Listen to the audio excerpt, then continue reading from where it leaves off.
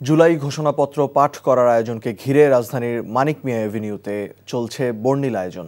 এই আয়োজনকে কেন্দ্র করে মঞ্চ, নিরাপত্তা ব্যবস্থা, সাউন্ড সিস্টেম, লাইটিংয়ের কাজ সম্পন্ন হয়েছে। জুলাই আগস্ট গণ অভ্যুত্থানের বর্ষপূর্তিতে আজ জুলাই ঘোষণাপত্র উপস্থাপন করবেন অন্তর্বর্তীকারী সরকারের প্রধান ডক্টর মোহাম্মদ ইউনূস। সংসদ ভবনের উল্টো দিকে সেচ ভবনের উল্টা পাশে এই ঘোষণাপত্র পাঠের জন্য তৈরি হয়েছে মঞ্চ। বৈরী আবহাওয়ার কথা মাথায় রেখে বৃষ্টিতে যাতে সমস্যা না হয় সে কারণে মঞ্চে পানি নিরোধকের ব্যবস্থাও থাকছে। সংশ্লিষ্টরা বলছেন নির্ধারিত সময়েই শেষ হবে কাজ। মানিক মিয়া এভিনিউর পশ্চিম পাশে মূল সড়কে মঞ্চ তৈরি করায় সড়কে ডাইভারশন দেওয়া হয়েছে। সংসদ ভবনের সামনের সড়কে ব্যারিকেড দিয়ে একটি সড়কে যান চলাচল সচল রাখা হয়েছে যাতে করে যানজট সৃষ্টি না হয়।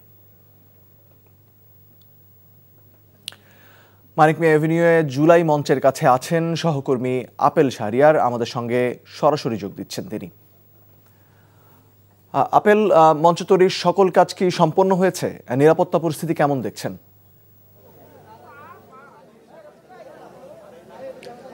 বাঙালির জাতীয় জীবনে এক অবিস্মরণীয় দিন।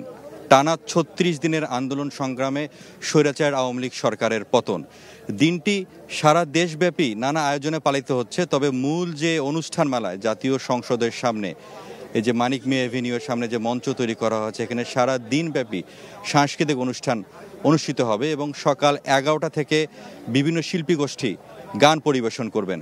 এর মধ্যে সব প্রস্তুতি শেষ হয়ে গেছে এবং আপনি যে প্রশ্নটি করলেন আইন শৃঙ্খলা পরিস্থিতি এবং সার্বিক পরিস্থিতি জানতে চেয়েছেন আমার কাছে, সব ধরনের প্রস্তুতি নেওয়া হয়েছে এবং নিরাপত্তা ব্যবস্থাও কঠোর নেওয়া হয়েছে এবং সংসদ এবং আশপাশের এলাকায় আমি দেখেছি যে নিরাপত্তা বাহিনী চেকপোস্ট বসানো হয়েছে এবং সব মিলে যদি বলি যে এখন আসলে ধীরে ধীরে অনেকেই আসছেন। এই যে অনুষ্ঠানমালার কিন্তু সরকারও আহ্বান করেছেন সবাই যাতে এই অনুষ্ঠানে এসে যুক্ত হন, অর্থাৎ এক বছরের যে একটি আনন্দ উল্লাস এই দিনটিকে ঘিরে যাতে আবার নতুন করে সবাই ঐক্যবদ্ধ হয়ে আবার সামনের দিকে এগিয়ে নেওয়ার যে প্রত্যয় বাংলাদেশকে, সেখানে আবার সবাই ঐক্যবদ্ধ হবেন, এখান থেকে একটি শপথ নেবেন আগামীর বাংলাদেশের জন্য।